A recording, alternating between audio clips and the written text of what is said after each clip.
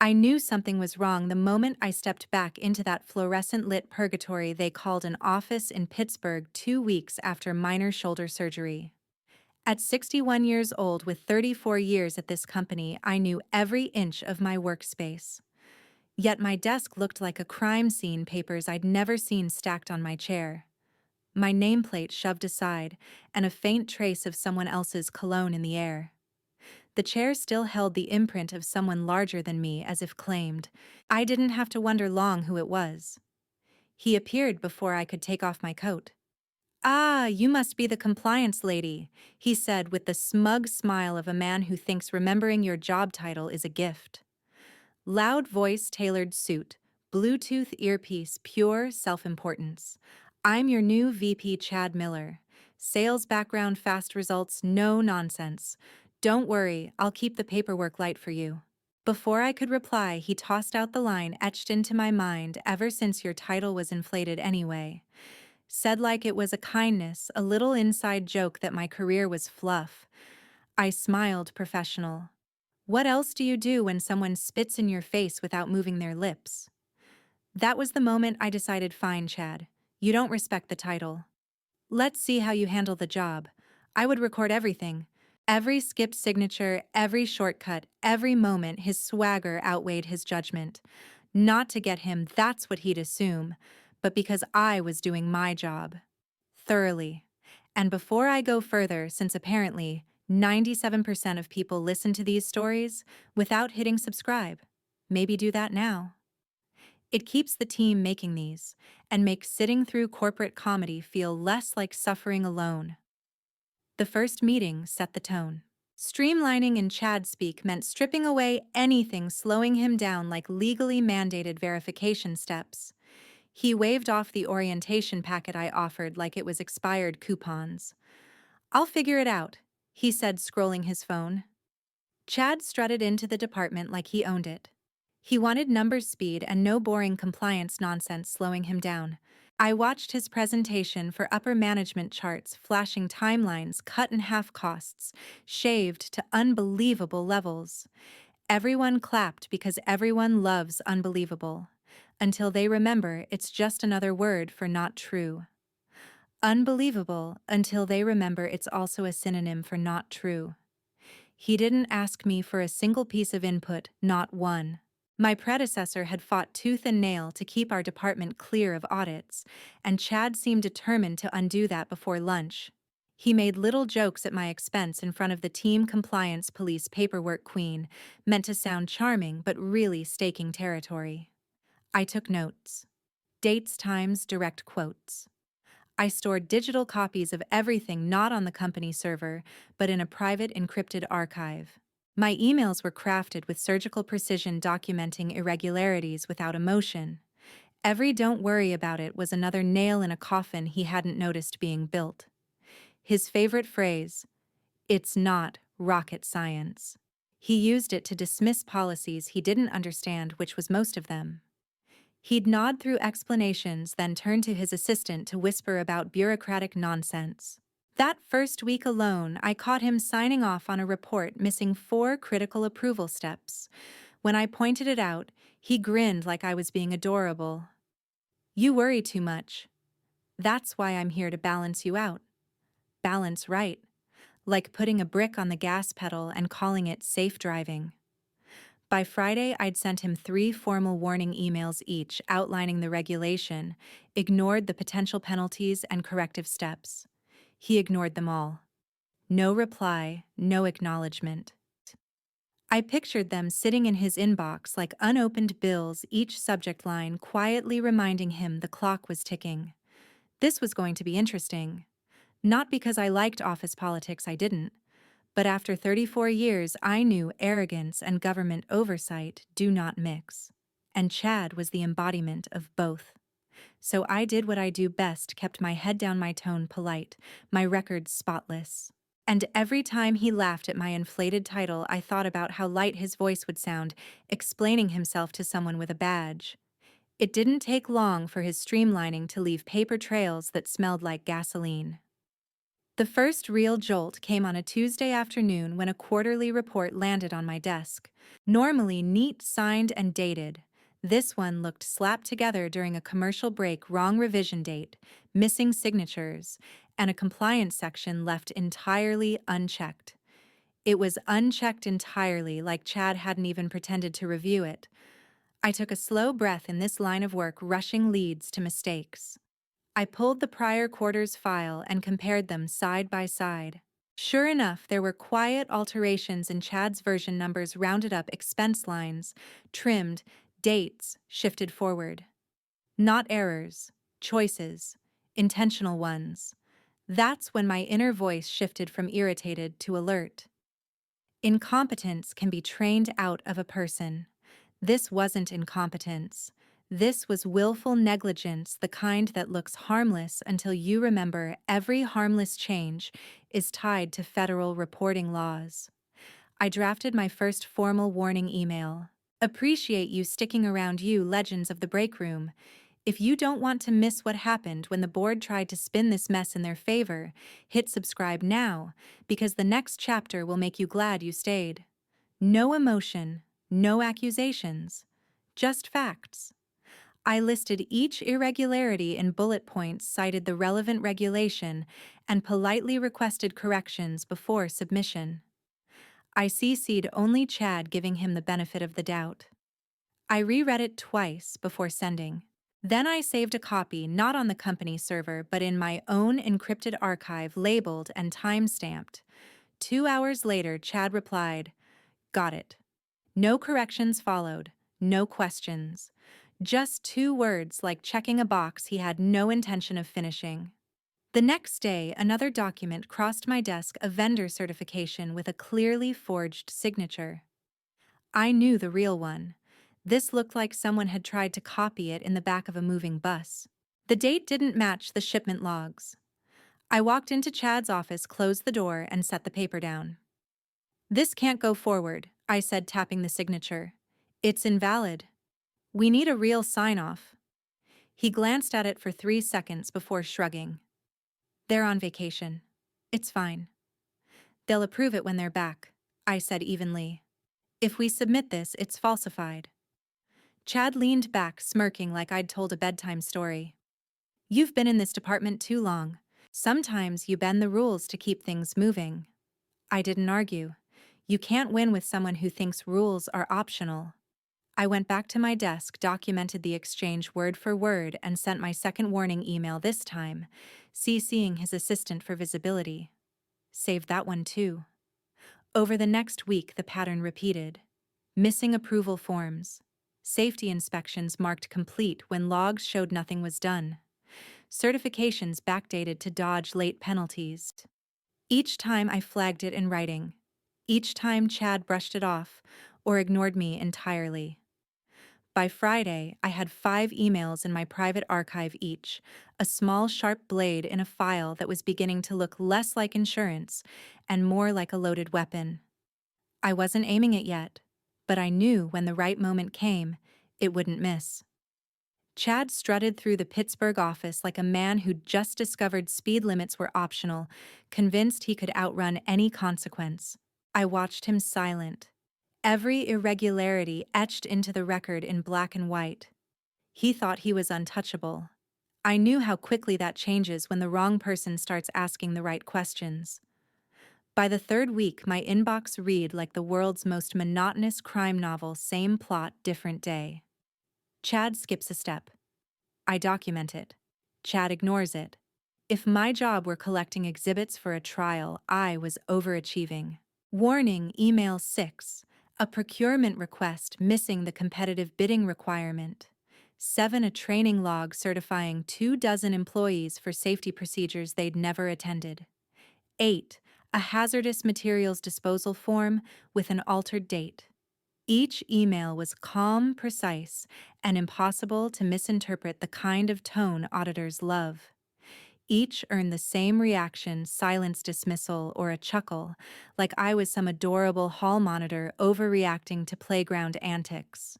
But it wasn't just the documents anymore. I started overhearing him. Chad had a habit of holding court in the break room like it was his personal stage.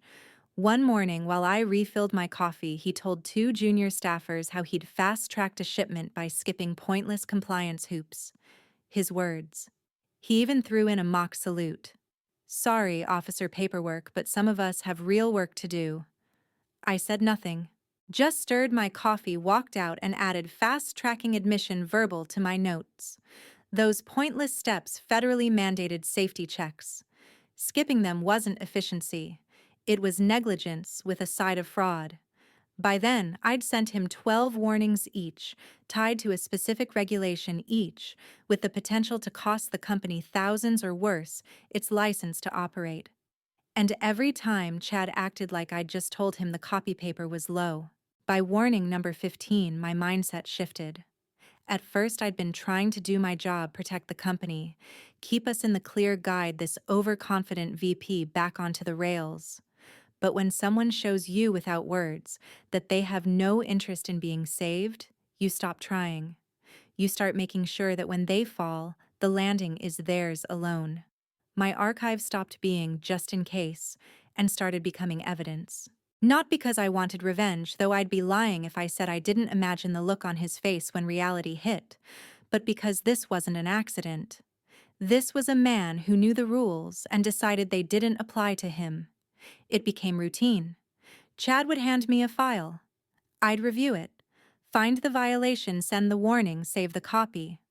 I overheard him telling vendors how he could make red tape disappear.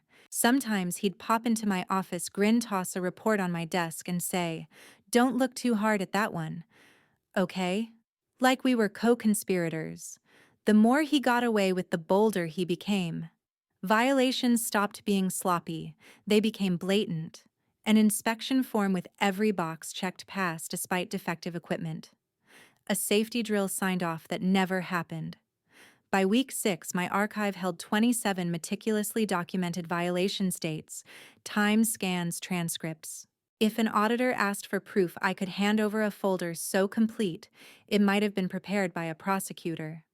Chad still had no idea. To him, I was just the quiet compliance officer who sent too many emails. To me, he was a walking time bomb with his own name on the detonator, and I was done trying to cut the wires. By the low 30s in violation count, it was time to escalate. Not for drama, not to start a war, but to follow protocol. When a direct supervisor ignores documented compliance breaches, you go up the chain. So I scheduled a meeting with HR in our Pittsburgh headquarters, laid out forged signatures, falsified dates, skipped safety protocols, the works. I even brought sanitized copies of 3 cases to avoid leaking sensitive vendor data. She skimmed them, nodded, and finally said, "Well, the new VP has full operational control now. We're supposed to support his vision." I bit the inside of my cheek until I tasted copper. His vision was a regulatory nightmare waiting to happen, but as long as the quarterly numbers looked good, no one cared. Next stop was the CFO. If HR wouldn't listen, maybe someone with a fiduciary duty to protect company assets would care about millions in potential fines. I walked him through a handful of the more obvious breaches. He barely glanced at the papers before sighing like I'd interrupted his lunch. "Chad knows what he's doing," he said. "He's here to make us leaner and faster. Let him do his job."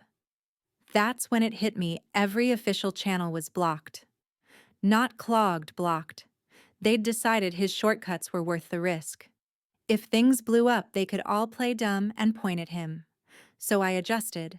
I stopped trying to persuade people who had no interest in caring. Instead, I made every warning email go wider, CCing not just Chad, but his assistant operations and a few mid-level directors. No accusations, just factual outlines of each irregularity the regulation breached and the fix needed. No one replied. Not one person thanked me for catching a forged vendor certification or a backdated safety form. But each email carried a digital trail complete with raid receipts. If anyone later claimed ignorance, I'd have proof of exactly what they opened and when. Once I accepted I was being ignored, it actually became easier. There's a certain satisfaction in knowing you're not shouting into the void. You're building a file so airtight it could sit on a judge's desk. Meanwhile, Chad was starting to believe his own myth. He stopped by my office to boast about shaving 2 weeks off a process, leaving out that those weeks were meant for federally required inspections. In staff meetings, he'd make quips about our compliance expert, and the room would chuckle. I chuckled too, not because it was funny, but because every joke, every dismissive wave was another line in the narrative I was quietly building. He thought my emails were clutter. He didn't see they were the foundation of a case that, when the right people looked, would make it impossible for him to talk his way out. 31 warnings became 38 each, logged, timestamped, and stored in 2 encrypted drives. My job had become my insurance policy. The notice landed in my inbox on a Monday morning, disguised as a routine memo. Subject line: Notice of Federal Compliance Review. My eyes went straight to the bolded date: 4 weeks from now. The agency's name alone was enough to make any seasoned compliance officer sit a little straighter. These weren't auditors you could charm over coffee. They were meticulous, humorless, and authorized to dig until they found something worth prosecuting. I read it twice, then a third time, letting the reality settle. This wasn't hypothetical anymore. Every forged signature, skipped inspection, and falsified date Chad had waved off for the last 2 months was now a live grenade with the pin halfway out. Chad got the same notice. I knew because 5 minutes later, his booming voice summoned the entire Pittsburgh department into the conference room. I took my usual seat in the back, notebook ready. Meetings like this tended to produce quotes auditors loved. He paced in front of the whiteboard like a motivational speaker who'd just been told his job depended on making everyone forget the last 8 weeks existed. "All right, team," he began, clapping his hands. "We've got some housekeeping to do before our friends from the federal office show up." Housekeeping. His euphemism. He outlined what he called scrubbing the documents, going back through the last 18 months of records and correcting anything that didn't line up. He didn't say falsify, but he didn't have to. The instructions were clear: change dates, add missing signatures, retroactively check boxes left blank. "Make it clean," he said. So clean, they could eat off it. Discomfort flickered across the room. Papers shuffled. Eyes darted. But no one spoke. Corporate fear is quiet. Then his gaze landed on me. "And I'm going to need your help especially," he said, pointing. "You've got the best handle on all the details. Just smooth them out." I didn't blink. "You mean falsify them?" I said evenly. A few heads turned. Chad's laugh was tighter than usual, a little forced. No, just fix the inconsistencies. We're all on the same team here." I kept my voice calm. If the inconsistencies are real, they're not mine to fix. They're for the auditors to review. The silence that followed was heavier than anything I'd heard in that room. Someone coughed. Chad looked at me for a beat too long before forcing a smile and moving on to his next bullet point. But the tension stayed. Everyone understood exactly what I'd said and what it meant.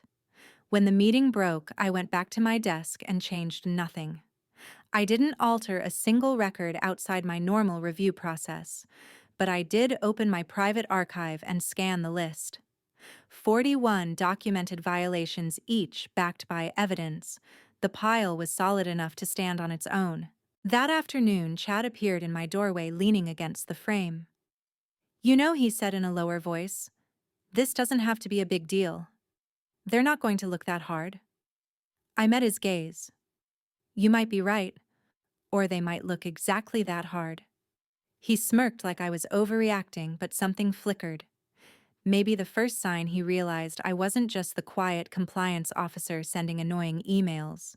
I was the one person in this building who could hand the auditors a roadmap to his front door. I didn't need to tip them off. In less than a month, they'd be here asking for everything. And when they did, truth wouldn't need my commentary. It was already printed, signed, dated, and neatly stored in my encrypted folders. I closed the archive, locked my screen, and went for coffee. 4 weeks. That's all the time Chad had before his shortcuts became headlines. By the end of that week, a number sat in front of me like a milestone I hadn't planned to reach. Warning email 42. 42 separate instances of Chad ignoring, dismissing, or mocking documented compliance breaches, each one a thread in a rope he'd been wrapping around his own neck. This one was different. It wasn't just a list of errors, it was a map of his entire misconduct. I itemized every fresh violation from the past few days: falsified inspection logs, forged vendor sign-offs, retroactively completed safety drills that never happened. Next to each, I cited the exact regulation breached, and for good measure listed the potential penalties: tens of thousands in fines, license suspensions, and in 2 cases, criminal charges. No drama. Just facts lined up like dominoes ready for gravity. I addressed it to him directly. No CCs. This was between me, him, and the future. I hit send, then saved the email delivery receipt and read confirmation to my archive. 42 entries now, each stamped with date, time, and proof of Greg's inaction. His reply came 7 minutes later, a single laughing emoji followed by, "Relax.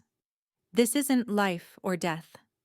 I stared at the screen, not in shock, but because that sentence perfectly distilled his ignorance. Compliance wasn't life or death to him, because he'd never held the liability. I didn't reply. There was nothing left to say that I hadn't already documented 41 times before. At 61, after decades in compliance here in Pittsburgh, my role had shifted. I was no longer the quiet warning in the corner. I was the custodian of the truth. In less than a month, someone with a badge and subpoena power would want to see it. That afternoon, Greg strolled into the break room while I poured coffee, bragging to junior staffers about cleaning up a report for auditors, his euphemism for altering it beyond recognition. They laughed. I didn't even look up. Walking back to my desk, something settled in me, a cold clarity. For weeks, I'd tried to protect the company, my integrity, and foolishly give Greg a chance to course correct. That window had closed. Now I wouldn't interfere or warn. The next move belonged to the auditors. They'd ask for records. I'd give them exactly what they requested, no less, no more. Just the unvarnished history of the past months in his own words and omissions. Before shutting down for the day, I opened my encrypted archive, scrolling through the subject lines. Each email was a mile marker on the road to when not life or death would become a different conversation for Greg. When that day came, I'd hand over the map. The request arrived at 9:14 a.m. on a Wednesday. Polite, precise. Please provide all compliance-related correspondence documentation and certifications for the past 18 months. No emphasis, no suspicion, just formal language meant to calm the average recipient. I didn't exhale. Instead, I reread the line twice and felt that deliberate shift inside me. This was the moment. I reached for the archive, my fingers steady. Everything Greg had dismissed, mocked, or ignored was there, lined up like dominoes. All I had to do was tip them into the right hands. Not a warning, not a drill. The federal request for records was real, and my job now was simple: give them exactly what they asked for. I opened my private archive. 42 folders, one for each warning email I'd sent about Chad Miller's violations.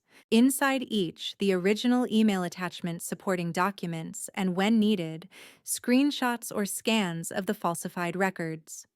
Every entry was complete, neat, and self-contained. I'd built it methodically for months. Now it looked like it had been designed for exactly this day. I sent them in batches of 10, 4 separate emails to the lead auditor. Subject lines matched the request word for word. No commentary, no explanation. Just the data as it existed in real time, with timestamps and original metadata intact. I didn't need to tell them what they were seeing. They'd see it: the missing signatures, altered dates, unchecked boxes, forged vendor approvals, each paired with my original warning. The regulation cited the request for correction, and Chad's silence in reply. When the last email sent, I didn't feel triumph, just release. It was like setting down a weight I'd carried so long I'd forgotten what my arms felt like without it. Chad sat 3 desks away laughing into his phone about some big win. He had no idea that the record of his negligence and fraud was landing in the inboxes of people whose job was to notice every single shortcut. I went back to routine reviewing a shipping log, updating a certification tracker, answering a vendor question, while the clock in my corner ticked toward impact.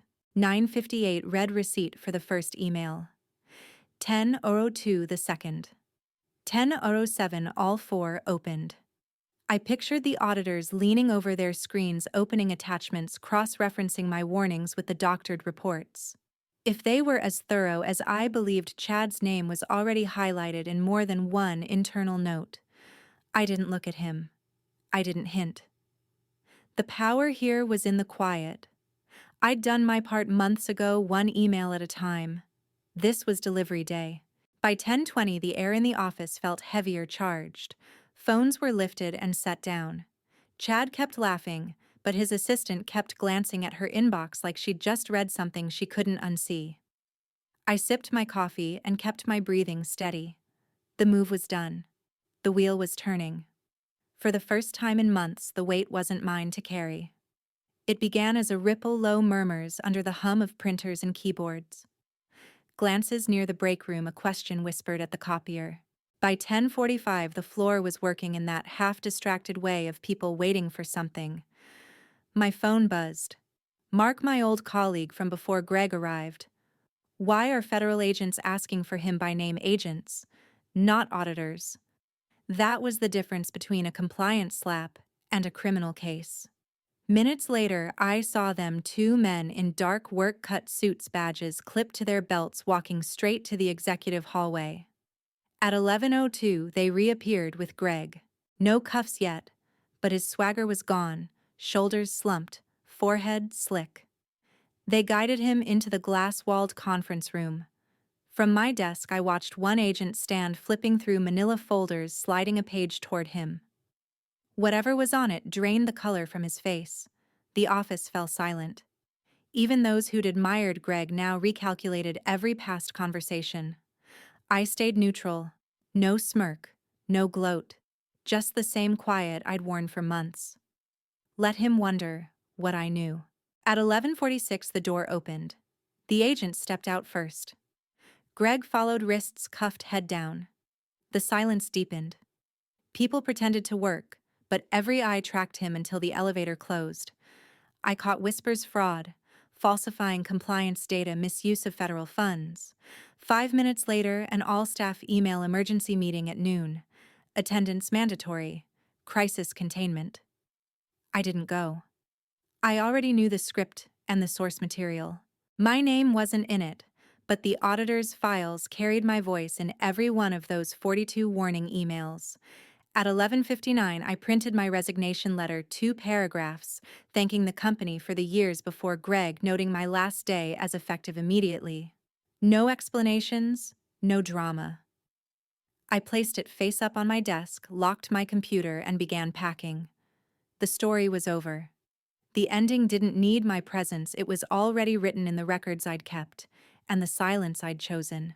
The few personal items I kept at the office: a ceramic coffee mug from a conference years ago, a framed photo from a hiking trip, and a stubborn little pothos plant that had survived both Greg's tenure and a brutal Chicago winter, fit neatly into a single box.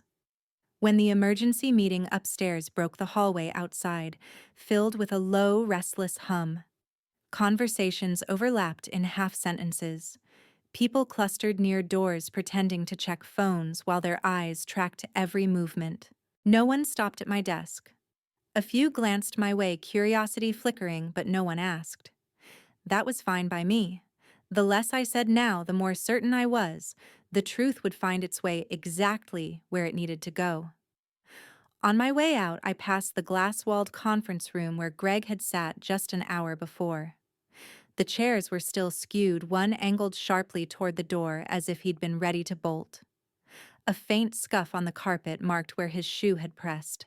The folder the federal agents had brought was gone, but I could see it in my mind, Pages filled with my documentation, my dates, my citations.